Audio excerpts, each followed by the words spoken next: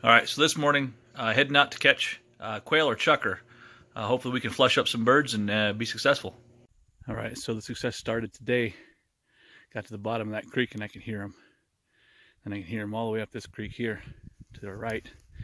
So I hunted within shotgun range on this hillside, keeping this creek in sight, and just followed it all the way around.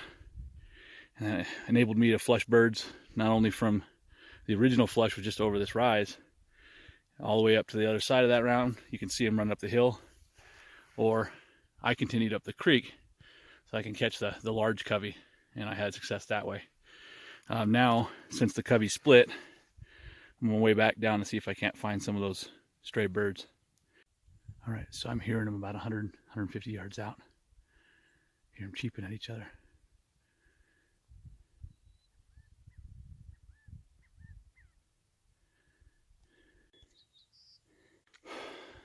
Well, that covey of birds is pretty skittish. I can't imagine why.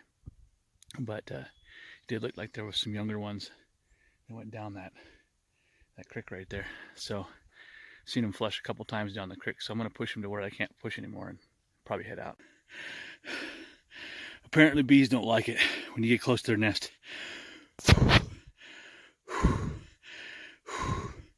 Running uphill away from a swarm of bees. Not fun.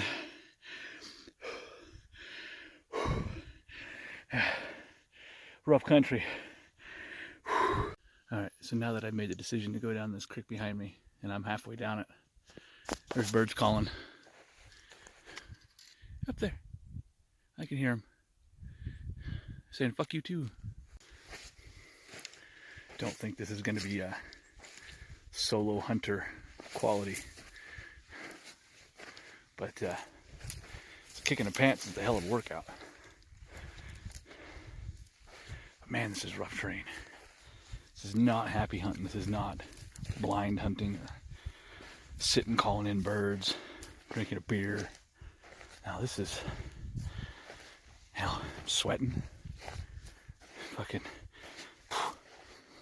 my legs are burning, ankles hurt. And man, look at this. It's just steep. And I'm trying to go easy as possible and pick the easy routes, but sometimes there just aren't none. Oh, bird sitting up there calling. Truth is, I'm about beat. I walked nearly an hour into this rough terrain already, probably closer to an hour and a half. And you know, got two birds, so I'm gonna follow this creek down a little bit. There might be another bird holed up in it, but past that, I'm gonna get back to the truck and maybe I'll find some birds that aren't as skittish, because these ones right here are just staying outside of shotgun range, and when they fly, they're going too fast, too far already. So, but successful hunt so far. So here's the bottom shot of where I hunted all the way up into. So I just followed this creek all the way around that bend, and then probably another quarter-mile up. It's a pretty good hunt this morning, chasing these little devil birds. All right, so on my way back out onto the main trail, easy going now. I mean, it's just a trail, so probably a good thing I didn't chase those devil birds up that hill, because my legs are cramping up pretty bad. Probably should have drank some more water before I left out, but live and learn. So, wanted to go quick over my gear. Today I'm using, well, it's my only 12 gauge, but I've had it for too many years to count. Had it since I was a boy. It's a Maverick 88. It's got the 28-inch barrel. Running full choke today. Shot shells are 3-inch. I think 1 1/8 load. Running 8s. I think I got a pouch full of 8s and a pouch full of 7s, 7.5s. A lot of people don't like full chokes for quail hunting because of the yardage they're shooting. Personally, me being solo hunting, I like to have that little extra distance, but you got to be on point with your shots. If you off a little bit, then you're gonna miss or wound a bird. But it seems to be working pretty well for me. I've only missed a couple shots, but it's not because of you know, distance or anything. It's because I'm not that good yet. So all in all, keep it simple. You don't need a $1 million shotgun to go hunt. I mean, I think you can pick one of these up at Big 5 for a couple hundred, 250-ish, and then be in the field. And I'll tell you what, you'll never wear one of these out.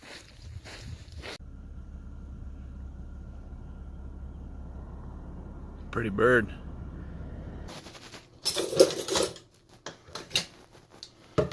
All right, so here's a couple of quail that I got this morning from my hunt. So what I like to do, they're juvenile quail. I like to spatchcock these. The easiest way I found to spatchcock these is simply peel the skin off and then go ahead and completely remove all the feathers, get them good and rinsed, and then the spatchcock, and I'll show you how to do that shortly. So I'm going to start by... So warning, then this next section of video is the gut pile, and it's graphic, so viewer discretion. Skip forward a little ways to find the finished product. Basically just pulling all the feathers back.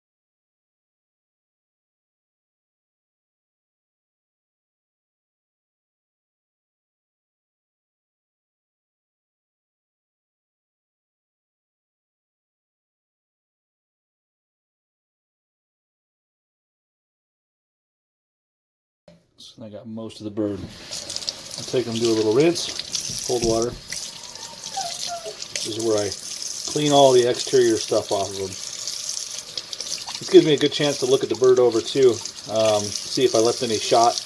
You know, maybe I can get that lead out before you actually cook it, which is nice. It's kind of a necessity since lead is toxic. One of my pet peeves is biting into a bird and having a piece of shot like that one right there roll across your tongue, or heaven forbid you chip a tooth on it. But here coming up soon, it'll be a requirement to use all steel shot here in California for anything. So, and I'm not opposed to it, especially in shotguns. Less toxic for me, less toxic for the environment, especially with the sheer amount of shot that's used, especially in duck hunting. I mean, I understand it in duck hunting. Okay, so I've got him mostly clean now, and I can see I got some damaged meat here and there. Not terrible, a couple pieces here and there. So what I mean by spatchcocking, a lot of people will do is they'll just reach in and gut this out. I personally do it all in one motion. So what I'm going to do is take my shears. Make sure they're good and rinsed. And basically I'm just going to cut along the backbone on each side. Okay? And then from there, we'll just snip him right up. Right along the neck bone there, both sides.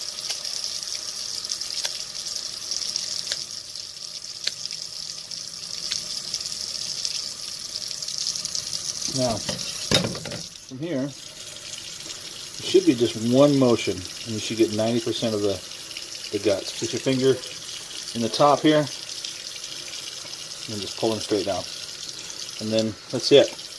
Clean out some of the residual blood that's in there. Well, the blood cavity cooling never hurt anything, but. And then once you get that all cleaned up, you got one spatchcocked bird. Now, what I'll do from here is I'll open him up just a little bit. And what that allows it to do is sit nicely in the pan. Just about like that. So you put a little weight on it if you have to, or just make sure he's mashed down. It gets a nice even cook, and it's efficient that way. Now, use it for your favorite recipe at this point and move forward. And once you're done, you should have, nice spatchcock birds ready for the frying pan or roasting or however you want to do it. I call this the wild 10-piece right here. There's 3 birds in here. I got one yesterday and a couple today, so might make a pretty good meal one of these days. So as you can tell, I'm a little rough on the videoing and the selfie videoing and the solo hunt kind of thing. So if you like it, hit like, subscribe, notifications so you can see when I upload a new one. Kind of new to this whole YouTube thing, but by all means, give me some constructive criticism, what I could do better, what you'd like to see, anything. Let me know.